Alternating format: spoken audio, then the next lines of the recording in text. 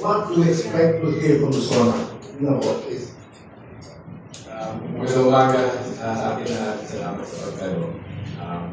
Tuloy niyo siguro, sinigako din ako kayo yung sorry pang lumag sa kapon. Ano bang inaasahan sa kanya? Well, syempre, midterm na ni Pangulo Marcos, napakahalaga actually. 6 na taon yung termino niya, bilang midterm SONA, ito na sana yung pagkakataon i-check, di ba? Ano yung performance kumpara dun sa tinakdaan ng target, umpisa na kanyang panunungkulan. Tapos, pagpapatapad ng Vertice in Philippine Development Plan, ano pa mga patakaran niya, i-check na kukuha ba yung tinatamasa natin ng pag-unlad sa nakararami at angat sa buhay ng mayorya. So, napakahalaga yung SONA sa pangkalahatan na maging tapat yung pamahalaan na labing tuloy na kalagayan ng bansa. Pero particularly yung Pangulo Marcos ngayon, dahil midterm niya, sobrang halaga sana para i-check kung nasaan siya para mag-adjust naman siya, di ba? Sa nalaging 3 taon niya. So kung gano'n sa amin, again, pinakinggan naman namin lahat. Ang pinaka-conclusion namin doon, nag-review ka kami ni Senator Dilican ng Panandalian. Ang conclusion namin, ano ba tawag sa hindi nagsasabi ng buong katotohanan? Kasi hindi naman maganda sabihin na nagsinungaling si Pangulo Marcos sa kanyang paglista ng mga tinubong accomplishments, mga natulungan at iba pa.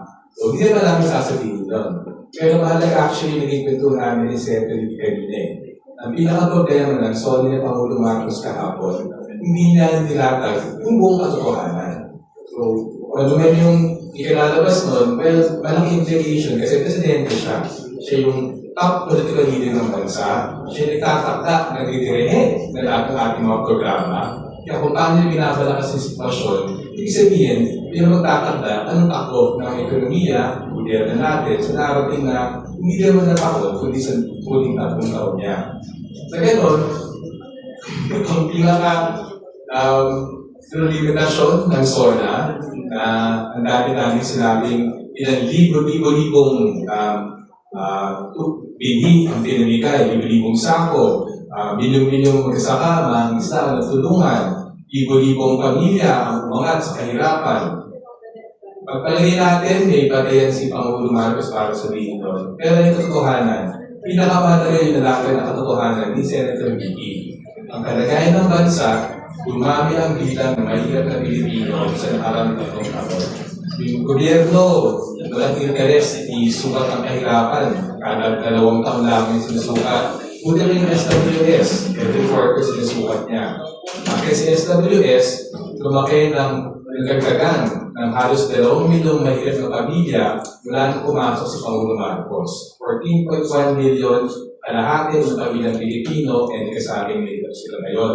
Mas malala pa, dumoble. Kasi bilipad dumoble ang nagugutom na pamilya. Nasa 5.6 million na ang nagugutom na pamilya ngayon. Complete doble yan dun sa about 2 million lamang Pangulo Marcos nung pumasok siya. So sa amin, kung may pinakamahalagang dato sana na pinagwala ni Pangulo Marcos, yung realidad, dumami yung mahirap sa Pilipinas, dumami yung nagutom ng Pilipinas, ibig sabihin, dumami yung ating problema sa harap ng pinagmamalaking paglago ng ekonomiya. Kaya sa amin, nagsimula pa lamang, medyo nagtulay na kami sa ilan, lalaman din ng SONA kasi ang pambungad niya, maganda ang ekonomiya. Ang hirap siya isipin na sabihin mo, magandang ekonomiya patay sa investor confidence, so yung mga statistika, kung hindi na malalaman sa araw-araw. Pero, kung susunod na dapat sa statistika, pero isang statistika na never pa namin ikinig tumalabas sa media. Alam niyo ba, sa pagdunungkulan ni Pangulo Marcos, nakita ang pinakamalalang performance ng sektor ng agrikultura sa kasaysayan ng bansa. Sa kanyang 3 taon ng pagdunungkulan, 0.2% lamang ang average quarterly growth ng sektor ng agrikultura. Kumpara ito kay Paulo Duterte, 1.2%. Kumpara ito kay Pangulong Aquino, 2.1%. At lalo malayo kay kumpara sa historical average na 3.6%. Ulitin ko, sa ilalim ng panunungkulan ni Pangulo Marcos, kahit na siya naging kalihim sa Department of Agriculture ng isang taon, kahit bawat SONA, sinasabi niya, palabigong produksyon. Kahit na bawat SONA, magliliste siya ng libo-libo, milyong-milyong sako, fingerlings. Tama, hindi. 0.2% lamang ang paglago ng agrikultura, quarterly average ng agrikultura, pinakamadala sa design ng bansa.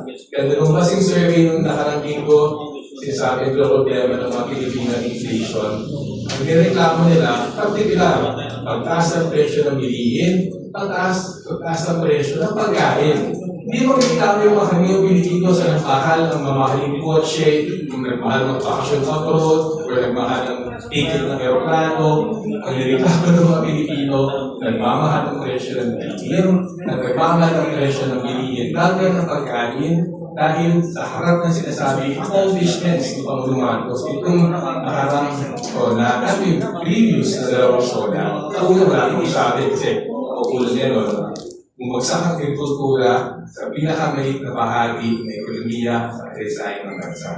Para sa amin, magmumula lahat doon dapat yung pagsusuli. Kung gustahan yung mga accomplishments ni Pangulong Marcos, yung mga accomplishments ay pare-pare lamang. Simple tawag dyan, PREA. Sasabihin niya, merong 20 peso bigas, mismo siya nagsasabi, hindi kulang 4 hanggang 5 milyong piso lamang ang sinasabi ng budget para sa 20 peso na bigas na yan. Ano kahulugan yan?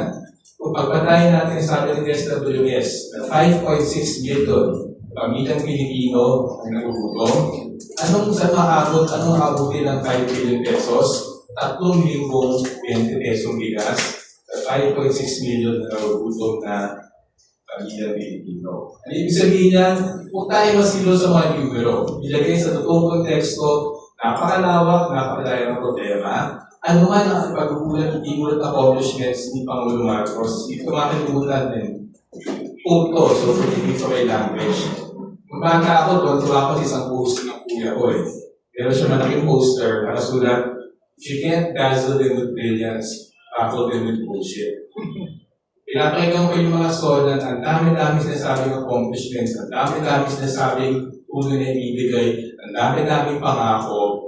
Ang bottom line, sila ng maginungkulan ni Bongbong Marcos, umaming mahirap, umaming nagutom, hindi yan tinatanggap ang problema. Sinasabi niya, magandang ekonomiya, ang si Senator Nicky, yan ang pinakamadalang national security problem natin. Last point po, idudot mo pa rin dun sa sabi ng Kalipa. Grabe kakalimutan, hindi yung 20% to 19% dapat ang titignan natin. Tignan natin, dati, ang average ng taripa ng Pilipinas sa US ay 6%. Ngayon ay 19% na. So sa Pilipinas, yung dating 6%, ginawa 19%. O yung taripa ng US sa Pilipinas. Ito naman, yung tarif ng Pilipinas sa US ay 6%, na ngayon ay ginagawang 0%. Sa US naman, yung dating taripa na 3% nila, ginawa ng 19%. Pero kinlatos ko. Medyo na sorry po. Pero ang punto dyan, ang esensya na nangyari sa kasunduan niyan, ang pinakamalaking ekonomiya sa buong mundo, ang pinakamakapangyarihang bansa sa buong mundo, inaasa ng proteksyon sa kanyang industriya. Sa kabilang banda, isa sa pinakamahirap na bansa sa buong mundo, yung Pilipinas. Nasa bottom 1/3 tayo ng bansa sa buong mundo in terms of GDP per capita. Sabi ng ganda, isa sa pinakamahirap na bansa sa buong mundo, pinukas ng ating ekonomiya sa pinakamalakas na ekonomiya sa buong mundo. Hindi mo sasabi, hindi yung talibang, hindi kang sa nagumala yung pinakasin pagsusuri. Pero, huling point, wala pang totoong kasunduan. Kasi sa tanging pagkatato na nagsabi ng dalawang presidente, sinabi nila na may kasunduan, pero walang detalye. Paano yung labas ng detalye? Nag-softnet tweet si Pangulong Trump, 0 tariffs sa US products, open economy. Bawi, si Pangulong Marcos at kanyang mga Secretary of Agriculture, hindi. Sa kotse lamang yan, Ricardo Terminal Agricultural Products. Ang problema, he said, she said eh. Kung talaga may kasunduan na, at hanggang ngayon, wala simple joint statement, ito ang napagkasunduan namin.